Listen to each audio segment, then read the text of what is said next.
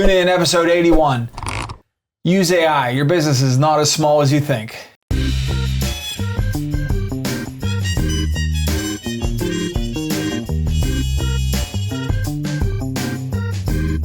You're listening to Between Two Bridges, a business-to-business podcast.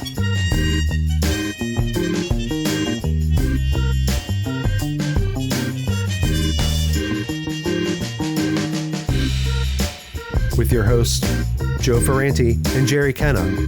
Produced by Nathan Kenna.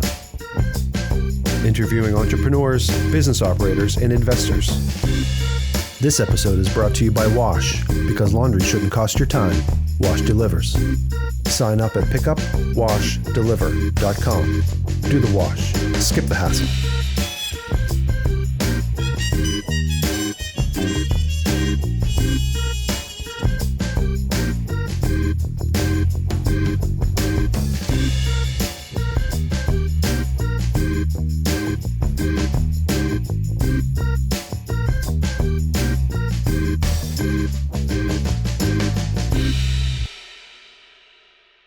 Tuning in this week, episode 81, Between Two Bridges. Got me here, Joe Ferranti, with Mr. Jerry Kenna. Our producer is out the door already. Is this episode 1 or 81? Yeah, 61. 81. 81. Yeah. 81 straight hours, man. 81 straight hours. So, yeah, it's always hard to start these when we don't have a guest or we don't have our shit together. And for those of you keeping score at home, me and Jerry both run a business, so a lot of times we don't have our shit together. Yeah. So, I think it's kind of the charm. Yeah. I mean, that's kind of what we're trying to convey here is this is not, this isn't our full-time gig. No. Thank God. Yeah. Yeah. We would be making different decisions in our life. These would be filmed. Never. On a phone. Because Barack Obama gave it to us. Yeah. Remember that? Barack Obama's going to give me a phone. The Obama phone. Everybody called it the Obama phone. So I had a unique experience on Saturday. We, I didn't know how my son was going to take to it, but I kind of wanted to see it because it was the first time ever at Heinz Field, Acrisure Stadium. But they had the monster truck. It's the Monster Jam. Yeah. And I learned a lot about it. That's what I do. But I found out that they don't just have that in one city. It's not like Taylor Swift's in Pittsburgh and then she goes to Cincinnati. They have them in multiple cities. They have different simultaneously? Yeah, they have different circuits. Where they're some of the trucks, because they only brought I think it was 12 trucks or 8 trucks. So how many trucks are there? I don't know. Apparently there's a lot more I need to learn. But I saw it years ago and then we'll fuck it up again, Civic Arena. I saw it years ago. And it was like a sprint race, one jump. We saw it at PPG Paints, I don't know, 5 years ago.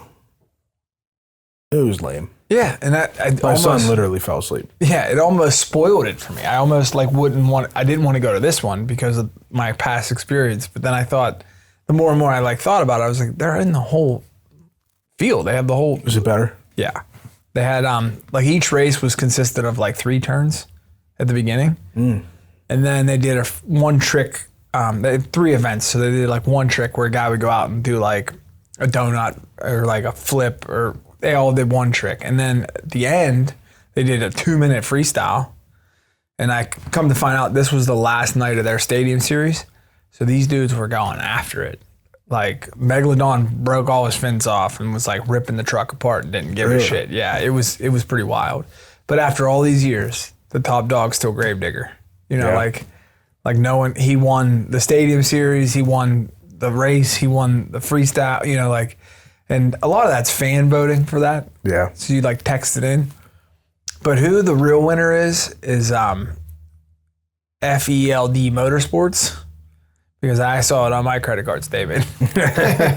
Because you walk in the door and they got the lit up, mug with the snow cone. And I'm well, got to get one of those.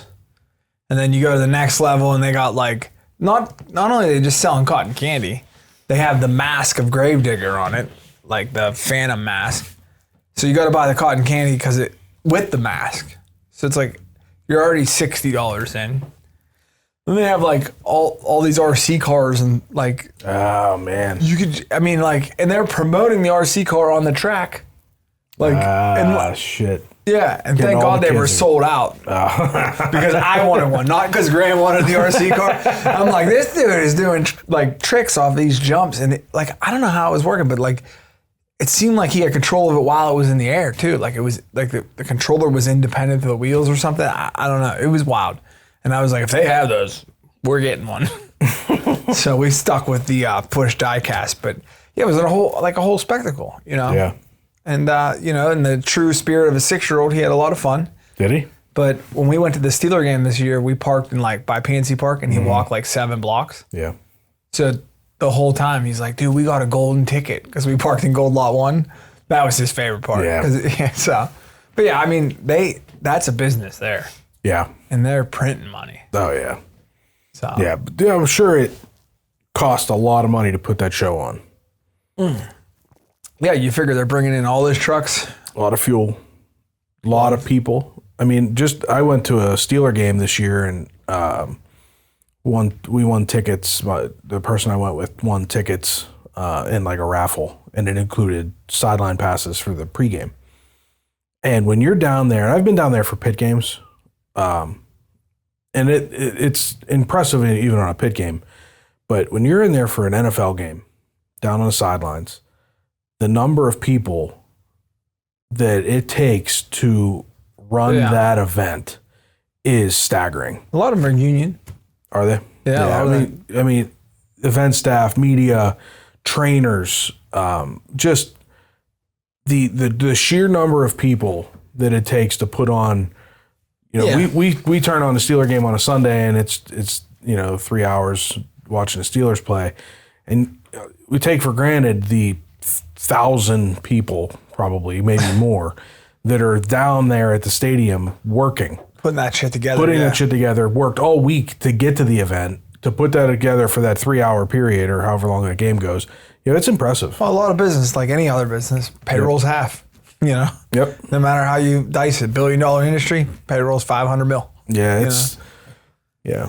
So you want to be at 30%, Joe. What's that? 30%. I know, but when you start out and you're trying to grow and you're trying to figure it out. Yeah, payroll's a big part of it, man. It takes a lot to put those events on. So I'm not surprised that it costs a lot. I'm glad it was better. I was a little disappointed with it when it was the PPG paints. It was still cool. I enjoyed it. My son, in full disclosure, he did fall asleep. That is a true story. He was just getting sick. Yeah. Like the next day he had a flu. So it was like the beginning part of a flu. So that was part of him falling asleep. But I have a video in my phone of a monster truck like right there doing donuts. And then I pan over and he's out cold. Like he's sleeping in his bed at home. And which is funny because anybody that knows my son, like he has like FOMO. Like he doesn't sleep in the car. He doesn't sleep. Like he is always the one. Like we went on vacation with the family the one year, and all the kids, to get the kids to go to bed, all the kids shared a room, and all the way we got all the kids to go to bed is we were like, we'll put a movie on. You guys can all watch a movie and fall asleep. And we had like a baby monitor in there with a camera so we could see them. Every night, he was literally, until the end of the movie, as soon as the movie was over, he turned the TV off, he rolled over, he went to sleep. Every single night, he won't go to sleep until everything's done. Everybody else was asleep. Every other kid in the room's out cold. He never goes to sleep. Monster trucks, out cold.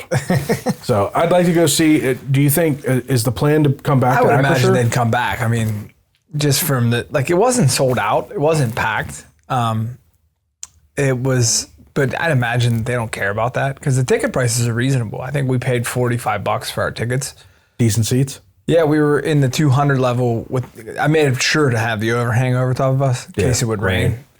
And is it rain or shine? They do it in the rain? I would imagine they would go hard in the rain because the problem they had was it was windy. Dusty. And they were actually running water on the track. Yeah, keep the dust down. Yeah, I mean, and they had like you said, big machinery, JCB tractors, bulldozers coming out that'll flip the trucks back over. See, that's what's crazy about PPG paints is I'm sitting there inside and there's all this dust and dirt and exhaust and I'm thinking, this has to be a nightmare to clean. Yeah. Like every seat in this place needs cleaned. There's so much dirt flying around in this place. And then they're going to turn around and have a hockey game in here. That's always been impressive to me. Like when Madison Square Garden would have a concert, a basketball game, and then a hockey game, it's like they're just fucking working around the clock. Oh, yeah. And like we learned a little bit with Matt Light when we had him on here, like these corporations or these event promoters, they rent the facility. Right. Then they book the act. Like we had Brian Drusky on. They book the act. They kind of are responsible for every one of these seats, for every one of these tickets. I guess this kind of event works the same way. Do you think that the Monster Truck Jam or Monster Jam rents Acrisure Stadium for the night? Yeah, I would assume that's the way they work it. What do you think that rental is? Yeah, I've heard weddings could cost $35,000 there, and that's for like one for a wing. room. Yeah. So, but yeah, I mean, that's why they say the NFL is like too big to fail. But actually, I think we own the Allegheny County residents. Don't we own a little piece of that? A little piece of that, yeah. Yeah, I think we had to pay, which I think is common. I think the public typically has to pitch in. Yeah. I watched the show Ballers on HBO. We binge watched those 5 seasons a couple weeks ago or last week or whatever. We finished it. Great show. It was a good show, but there was a little bit in there, spoiler alert, but there was a little bit where they were talking about building a stadium, and they were like throwing numbers around and public funding, and then, in my mind, I'm a numbers guy, so I'm like thinking, well, what's it actually cost to build one of these stadiums? Like they're talking about numbers that I'm like, there's no way they spent that kind of money in Pittsburgh. Like Heinz Field's not nearly as advanced as some of these modern stadiums. Yeah, it's come a long way, yeah. And I'm thinking, what did that? So I started looking it up, and I don't remember off the top of my head what it was, but Heinz Field, it was Heinz Field at the time, was significantly less than some of these stadiums that they're building today. But it's most of the time the public has a piece of it. They pay. Well, a piece Jerry of Jones, it. I mean, he wants to have the greatest. And, he probably opened his checkbook up too when he did that stadium. Yeah, but they're spending billions now. Yeah, I mean, and we were hundreds of thousands. I think it was like millions. Or hundreds of millions. Yeah, I think it was. I remember off the top of my head, it was in the 300 million range, like in the 300s, when Heinz Field was built. And now they're talking about like some of these new modern ones are $1, $2, $4 billion to build a stadium. I mean, that's a lot of money, man. And it's 30 years. I mean, in 30 years from now, they'll be tearing all those ones down. Yeah. So how Heinz Field's it's 30 years now, right? It's got to be. We were seniors in high school, 2001. So 24 years old. 24 years old. Yeah. So yeah. And you know what's impressive too is that as old, PNC Park obviously was built at the same time.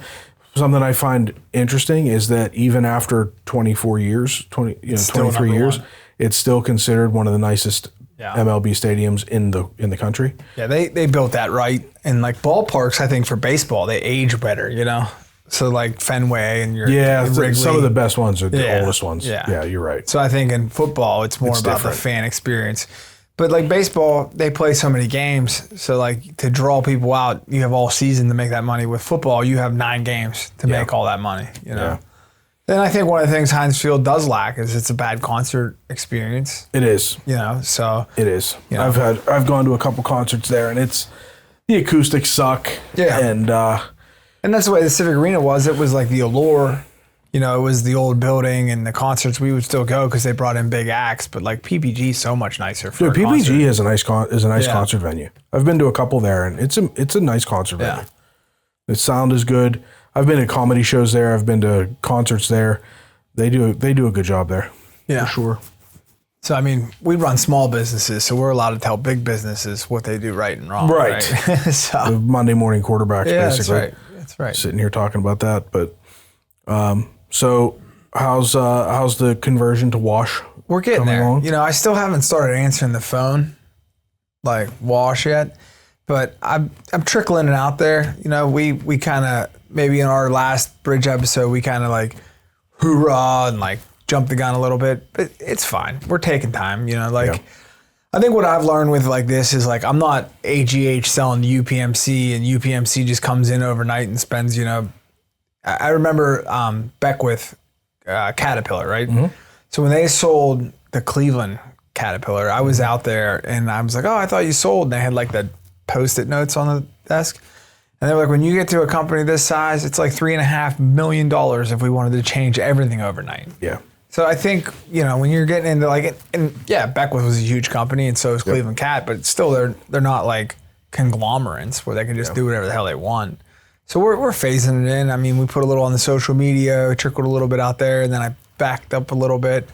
So no rush to do it. But I think what I've enjoyed the most is like Nate's been working on some like handouts and stuff like that. And that's like more important to me because like I could have your attention and then you're like, well, what do you got for me? And I'm like, go to DoroCleaners.com. And it's like, you need to have that seal the deal, take it with you kind of stuff. And that's what we're working on now. So that's kind of cool to have that print work. And I think there's no playbook. Like there is a lot of people on the internet that'll tell you this is what you need to do for your business, the brand, and we can get you $1 million in revenue in the next, but there's no real playbook. We talk about it all the time. Pittsburgh's different, Owning a small business is different, and you have to roll with the punches. We know that. We talk about it every week in one way or another. Is that roadblocks come, and you have to be able to adapt, you have to be able to adjust, and you have to just kind of go with it. And I've learned that over the years, just kind of take things a day at a time and figure out the best way to go forward. Marketing's the hardest one because you have so many people in your ear all day long saying like, sign up with us, do this ad, do that, sponsor this, do this. And you're like, you could literally go broke just advertising your business. I know that there's an important part of it, but like when you're a smaller business, you need to really shoot those arrows straight. You could absolutely go broke just dumping money blindly into advertising. Right. The important part of it, and we talked about this, I think, during our last one-on-one episode, is that you need to market, you need to advertise, you need to be out there. But the idea, you have to be effective with it. You have to make sure that how you're advertising is accurate, and you have to dial it in. For instance, Facebook ads. If you just go in there without any sort of research in doing Facebook ads, you make a post and it says, would you like to boost this post? Well, yeah, I'd like to boost this post. Okay, well, who do you want to reach out to? And you go, okay, well, who's my customer? Okay, well, and then you go through those demographics and you're trying to target who you think your audience is. In my experience, and some people might listen to this and go, oh, I had way better luck than that. And I'm happy for you. Yeah, a lot of it's people that are selling a product. But in my experience, trying to just blindly tell a Facebook post or an ad who your demographic is a loser.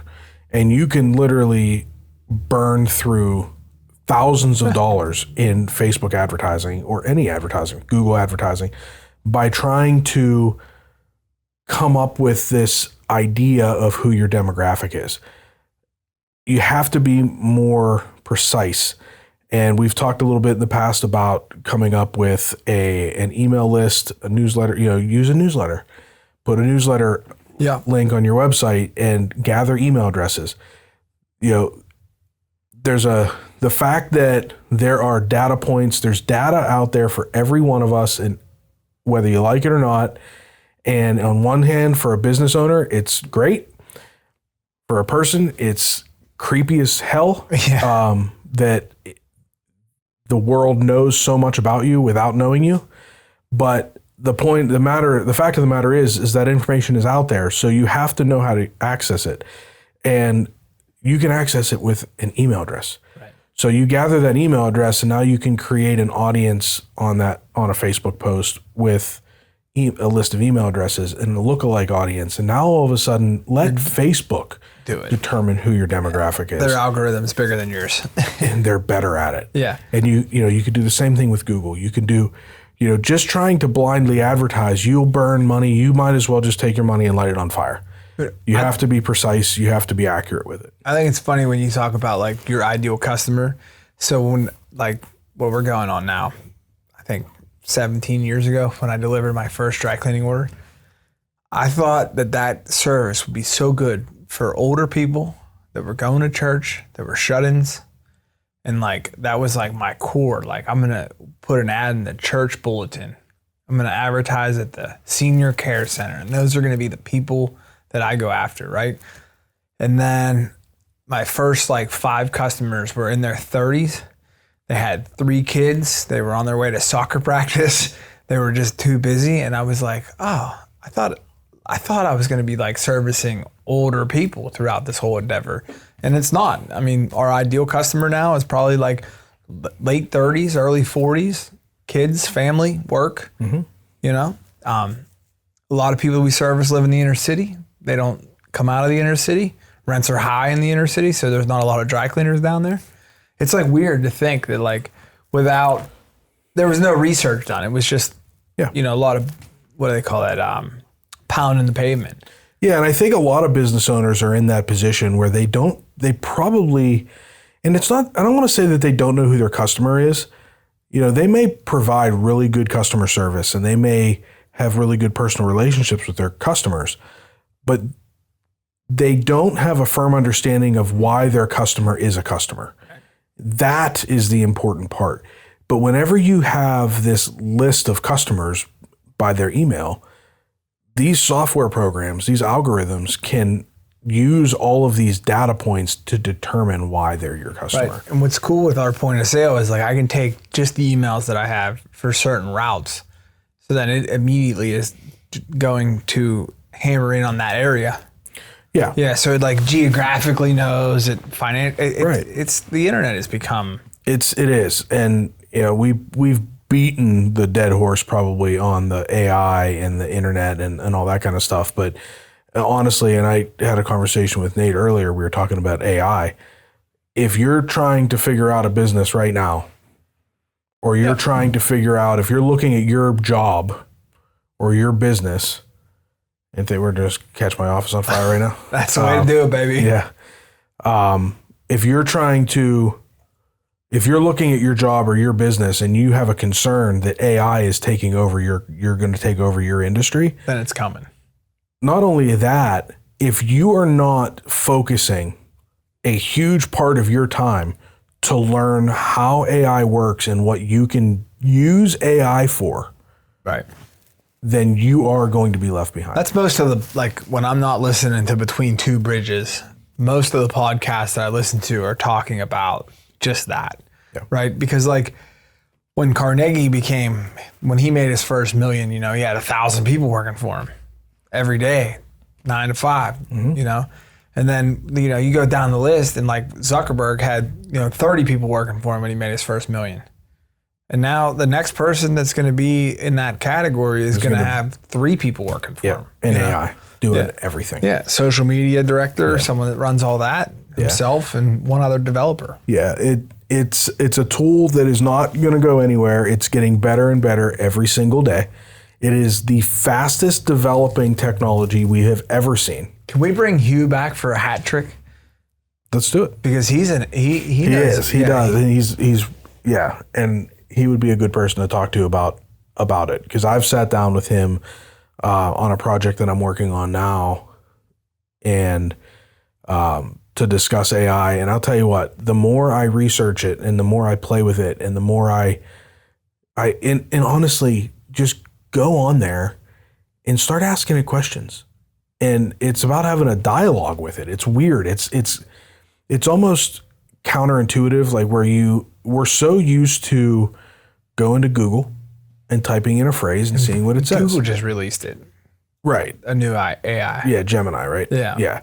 So, but we're so accustomed to just asking it a question or asking it a phrase, and then, well, that didn't work, so let me retype in a different phrase to see what it says.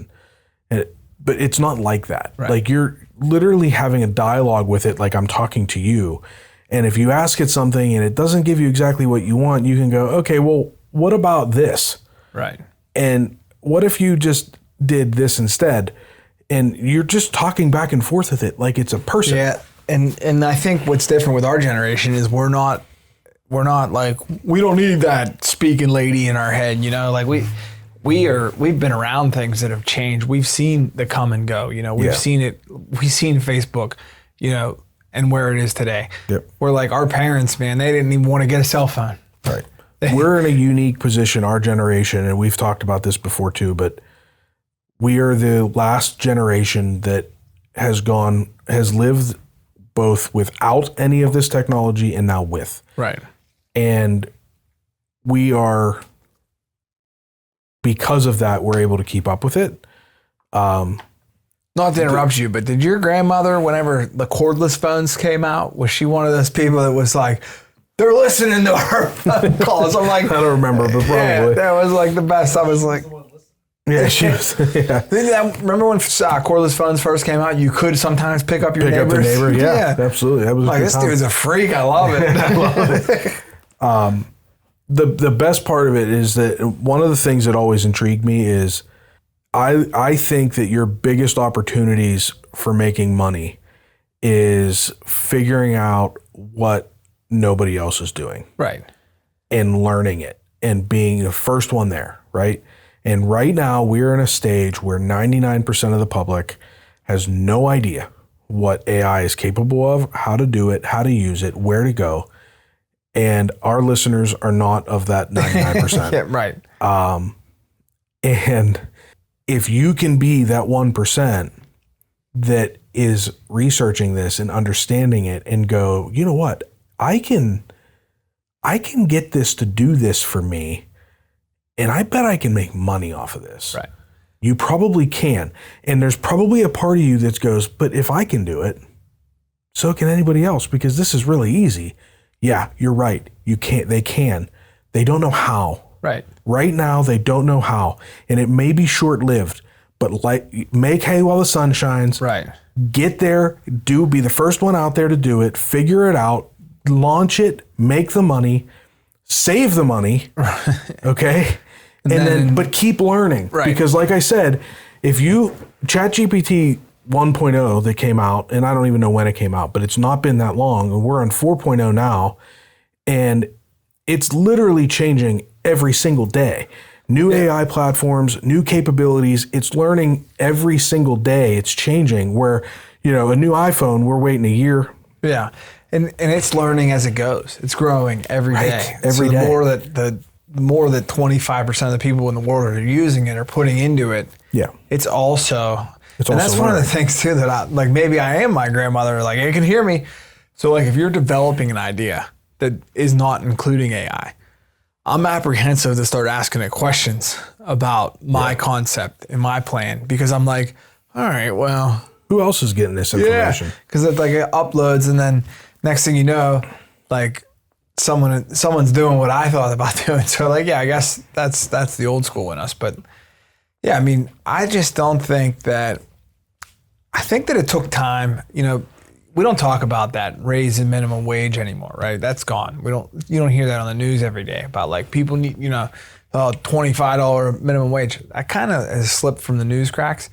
And I think that people that are running these organizations that were demanding that are starting to realize, like, let's take our $17 an hour. Let's take our $14 an hour, because with AI showing up at the door, like, a lot of these jobs are going to be gone. Like, the order taker at McDonald's is unnecessary at this point. Like, that AI can run that speaker. Yeah, you know? It's a real world. It's a real concern for a lot of businesses. It almost seems like we have built a society that is more fucked than ever because of this AI. Because when we went to school, if you didn't go to college, if you went into the trades, you were dumb. You were the dumb kid. You were the troublemaker, right? What are you going to be, a plumber, right? So now we have a shortage of plumbers. Plumbing companies can't find guys. Plumbers that do get jobs, the guys that are plumbers are making crazy money. Bucks, yeah. Okay. Plumbers, electricians, HVAC, these guys that are using their hands building something, AI will never replace them. AI can help them, but AI is not going to be able to build a house. Ever. Okay. Yeah. Somebody's going to have to go there and do it. Now, we may get to a point where there's going to be robots that do it. We're a ways from that, right? AI, as we know it right now, is, it's a computer program, right? So we probably are going to end up with freaking robots that are going to roll up and just start building houses. But as of right now, it's going to be a while before we're going to replace the guys that are out there building something. Your mechanics, your guys that are out there using their hands, yeah, right? The people that press clothes in my field are so far from being replaced. Right. All these people that went to college that are now doing journalists, data-driven jobs. Yeah, sorry to say, but accountants, attorneys, a lot of these jobs are going to end up getting replaced because you can just tell it. I traded my truck and got a new truck, right? And I needed I put it in a company name because it's what we do here, right? And the bank needs Between Two Bridges bought a truck? That's awesome, right, man. Yeah. The bank needed Nate, you got it next weekend. The bank needed a corporate resolution saying that I had authorization to buy the truck. I'm the only owner of the business. So I had to have a meeting with myself to determine whether I was allowed to buy this truck, right? It's stupid. It's bank policy. So I've typed these up for clients. It's no big deal. But then I'm like, before I sit here and start typing this stuff up, I wonder if ChatGPT can do it for me. I didn't even think about it. I did that today. Dude, I typed in ChatGPT that I need a corporate resolution from this company to buy this from this dealership. I intentionally didn't include the address for the dealership because I was like, I want to see if we can figure it out. And I said, include the address for the dealership and any other pertinent information necessary to do the deal. It created a legal document that an attorney's listening to this and their skin is crawling right now. And I'm sorry, but it was just for Sorry, Rocco. But it created something that was way more professional than I would have typed myself, right? And it was perfect. It came up with the address for the dealership. It made it perfect. It had bullet points of what I was permitted to do: purchase the vehicle, take out a loan, sign on behalf of the company, et cetera, et cetera. It was perfect. Sincerely, Jerome Kenna. That's so funny. I just did the one name of the today. company, member of the LLC. I printed out, I signed it, I scanned it, emailed it to the dealer, done deal. I thought that today I was doing that, and I'm like, this is literally a three-way conversation saying Joseph Ferranti has permission on behalf of Joseph Ferranti, right, to then have Joseph Ferranti sign on behalf of Ferranti Dry Cleaning LLC. It's so silly. And I'm like, and then they said about getting it notarized. I'm like, I'm not getting it notarized. If you want it notarized, I'll come to there and you can notarize it. Because I'm not gonna. I have to have a notary sign do the rest of the paperwork. Right. You can notarize it when I'm there. Yeah. So, but I was impressed. But that kind of goes to my point where, 10 years ago, pick up the phone, and a business owner would have called the attorney. Hey, I need this corporate resolution saying I'm allowed to do this. Okay, well, let me get the details. What's the name of the dealership? Right. What's the address for the dealership? What kind of vehicle are you buying? This and that. They're taking all the information. Hours later, maybe days later, they're sending you this letter, and then they're sending you an invoice, right, for hours worth of time to type up this document so that you could go pick up this vehicle. I spent 30 seconds, printed it, signed it, scanned it, done. No cost. That's something that's always sat with me since I think Rocco was like episode 5 or 6. So a long time ago. But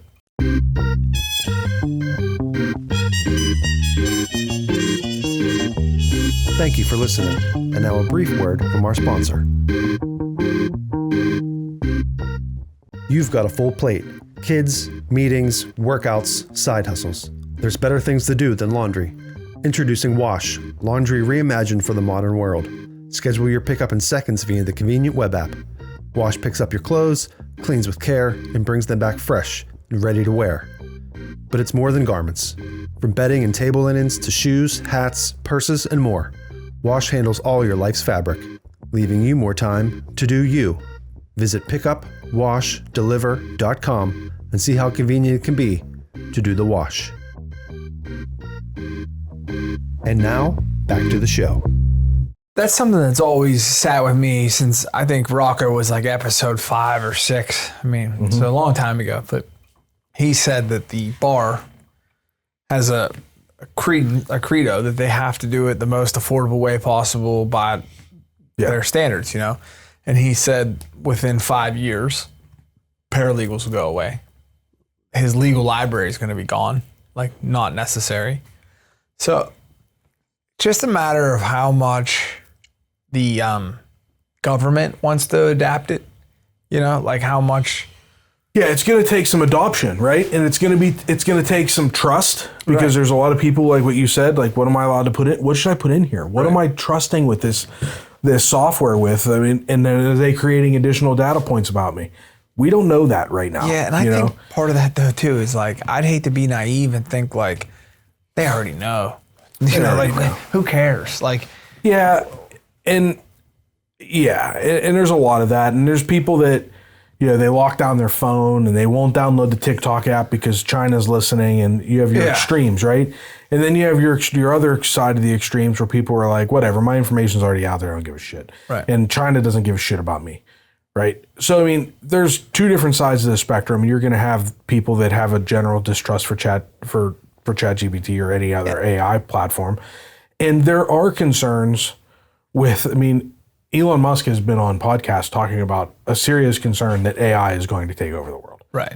And that we're going to lose control of the capabilities of it. And the same fear would be the internet. Like the internet was, like if the internet goes down, we're all fucked anyway. So I said to some people that I was talking to about AI that were not up with it, not really understanding the capabilities of it. They've heard about it. Calling it voodoo and shit. Well, not even that, but they kind of mess with it. They asked it some basic questions. And whenever you're very first starting out, you don't really know what to ask it, right? So you ask it some simple stuff and you're like, oh, it's kind of neat. But like, what do I ask? What do I do with it? It takes you to like really learn and understand what its capabilities are. But what I explained to them is that you have to think about where we are with AI. And this is actually where we were with AI like a year or 2 years ago. And I think we're even further now. But if you remember when Twitter first came out, what did everybody use it for? They took pictures of their food. Right. They checked in when they went somewhere. They took pictures of their trips.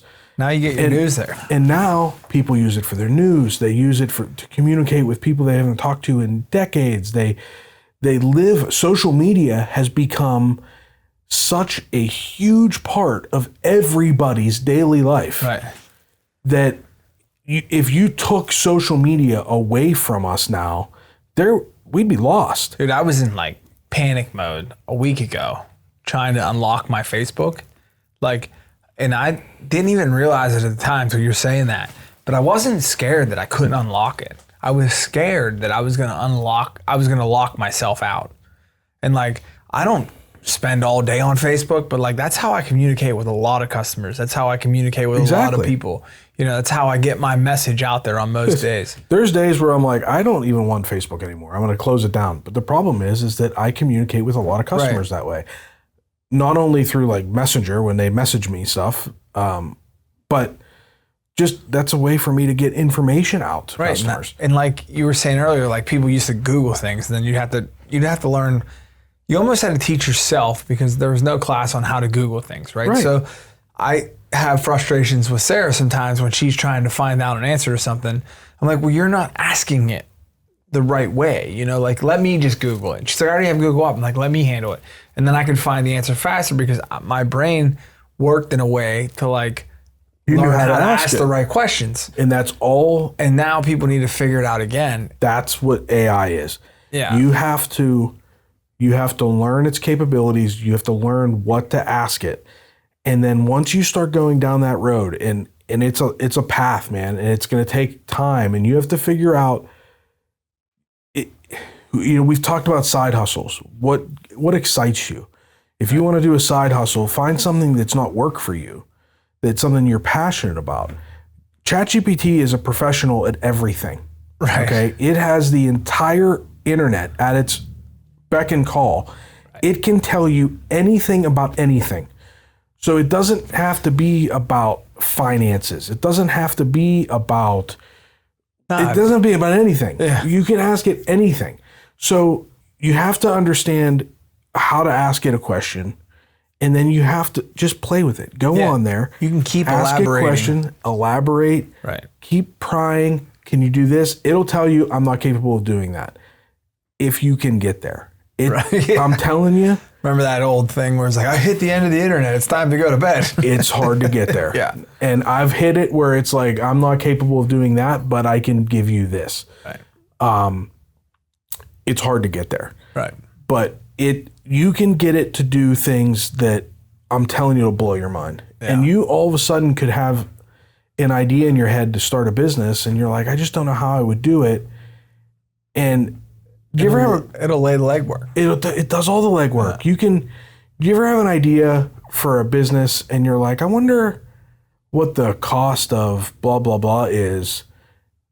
Go on ChatGPT and ask it. It'll answer it. It'll answer it. You know, one of the things that I'm looking at right now is one of the biggest mistakes a business owner can make is not answering the phone, right? You got to answer the phone because you're not getting a second phone call. Like someone's looking for a dry clean delivery service and they call and we don't answer, they're on to the next one, you know?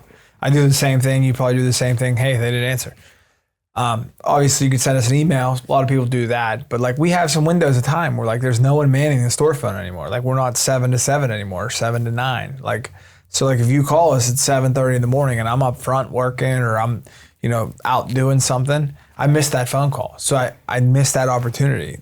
Like not that my sales speech is that good, but they want to know that when you call. So like AI can answer the phone, you know, hey, sorry, you know, we're in the middle of our production at this moment. Like then they feel like they at least got acknowledged as a person. Yeah. And then there's different AI tools for different things. There's AI tools to answer a phone call. There's AI tools to do sales calls. There's AI tools to make videos. There's AI tools to do make AI graphics, calls. Make videos, make anything you want it to do. There's an AI tool out there that can do it for you. Now, some of them are not as advanced yet, but they're coming. Yeah. I mean, we all scroll through TikTok or Instagram Reels or YouTube Shorts, right? All my Facebook posts are generated with ChatGPT. Right. Well, not only that, but there's apps now that you can use to create those short videos. And a lot of the stuff that I'm sure we've all seen, you've watched them and you watch these videos and you're like, how do they make that? Yeah. If you do a little bit of research, you look at some of these AI tools, you're like, motherfucker, that's how they do that. I just messed with one that was AI music and I had Donald Trump sing Simply the Best. Have you seen the babies? Oh, they're great. They're great. Like, I don't even want to watch Theo Von anymore. No, baby Theo Von is hilarious. It's 10 times better than regular Theo Von. So much better. Theo Von is hilarious. He is. That dude is, he's a whack, but I love that guy. He's great. They did the baby one the other day and it was like, what's a deal breaker for you? He's like, a girl that can't swim. And I'm like, he's like, yeah, I don't need her hanging on to me like when I'm trying to save my own life. Like, I need you to be able to swim. Yeah, and like the video is like, I don't even know if that's a shtick or if that's the truth where like he was a choir singer. Like, really? I don't know. I didn't do enough research. Maybe someone will tell us. Yeah. But like apparently he was a singer in a choir. Yeah. But yeah, all that stuff though, like, and that was like Photoshop 10 years ago, 15 years ago. Like, oh, that shark didn't jump out of the water. It was Photoshop, but everybody believed it was real. Mm-hmm. So, I mean, there is some responsibility in using it, but if you use it if you use it right, just like anything else, if you use Google Ads right, if you use Facebook, it'll all benefit you in the end. Yeah. But you gotta use it right. You can't have it both ways, you know? So like if I'm going to use it as an answering service, you almost need to declare that it's AI. You don't want to trick people, you know? You don't want to have it start having a one-on-one. I don't know. Did you ever see that ad with that AI sales tool that I forget what the name of the company is, but they do it's a demo of a sales call, and this AI tool calls a guy that apparently had put one of the new Apple VR sets in his cart and then abandoned the cart. Okay. So they have this, I guess Apple has this AI tool set up to call this dude to be like, hey, why didn't you complete your order? Like, try to finish the call or try to finish the sale, right? But it's all AI. And if you listen to the dialogue, this dude has this flat out, this straight conversation with this computer No idea. It's AI. Yeah, that was Lou Biondi. And he's talking and he closes the deal. And he's like, what made you decide? And he's like, I'm just not going to spend $3,000 on a VR headset, man. I'm probably just going to buy a Meta Oculus. It's so much cheaper. I just can't justify that money. And he's like, oh, I get that, man. I get it. And it's talking to him like a human. It's not like, it's like, I totally get that. You know, the money is a lot more money, but if I could do it, if I could offer to you with financing where you could break that payment up over 24 months, would it be a little bit easier for you to digest? It'd be no interest and it would only be, whatever per month. And he's like, well, I don't know, how's that work? And he's like, well, it's a quick application with an Apple Card and you can just get 24 months with no interest and just pay a little, pay it over 24 months. And he's like, all right. He's like, okay, I'm going to text you a link right now to fill out the application and we can get this deal closed. And he's like, all right, I just got it. And he's like, all right, we'll put in your information real quick. Let's see if we can get you approved. And he's like, okay. And he closes the deal with an AI bot that if you listen to it, you're like, Jesus Christ, that sounds like a person. And he sells a $3,000 set of VR goggles and there's no human involved. Yeah. And that's the way it's coming, It is. And it's because nobody is more persistent than a computer. No, and nobody's worried about rejection. Right. Right? Nobody wants to make a cold call because they hate rejection. Yeah. But a computer doesn't care about rejection. You hang up on a computer and their feelings aren't hurt. Yeah. I made the comment today. I said, you call the cleaners, and if someone says that girl was a bitch to me, I know exactly which girl it is. And if you call the cleaners and you're like, that dude was an asshole to me, I know exactly which dude it is. You? It's me or Tabby. Shout out Tabby. She kills it. But those are the two people that are interacting with our customers on a daily basis. But to me, I think that having AI in that regard is they can be patient.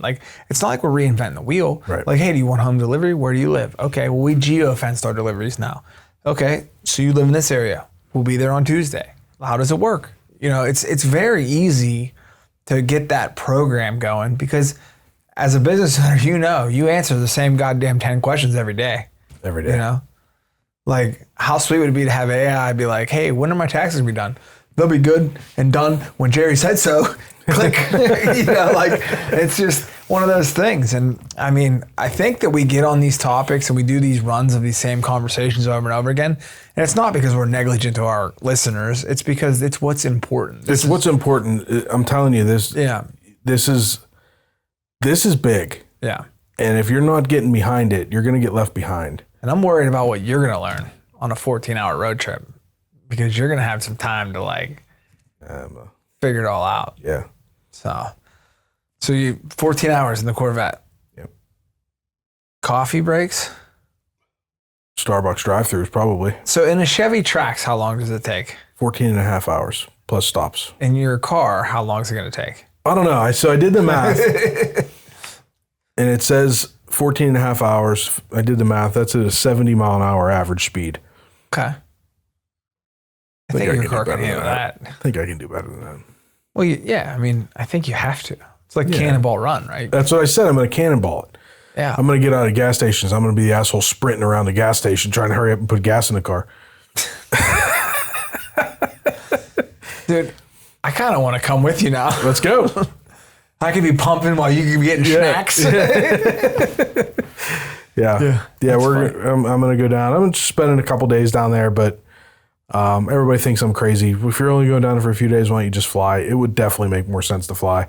But I really enjoy driving. I really enjoy driving my car, and that's part of the trip to me. Dude, I don't know. It's taken Delta 14 and a half hours to get me to Miami. So shit can happen. So I think that'll be fun. Yeah. And I'll get to jump in my car in the morning. I'm going to fucking early. I'm going to get up early. I'm going to go. Can we get a race going? Like a between two bridges race from You fly, I drive? No, we could be pilot, co-pilot, and we could get other car drivers. Remember Fast Monkey Garage used to do that. Yeah, Top Gear used to do that. Top Gear used to set it up where one guy would fly, one guy would get on a train, and one guy would drive and see who can get there faster. What was that movie? The Greatest Race or the Rat Race? The Rat, I never saw They that. were planes, trains, and automobiles, Yeah.